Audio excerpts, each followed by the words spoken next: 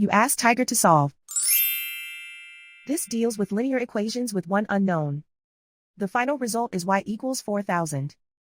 Let's solve it step by step. Simplify the expression. Expand the parentheses. Simplify the arithmetic. Combine like terms. Group all constants on the right side of the equation. Subtract 360 from both sides.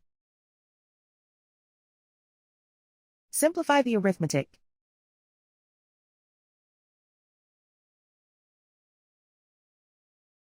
Isolate the y. Divide both sides by 0.2. Simplify the arithmetic.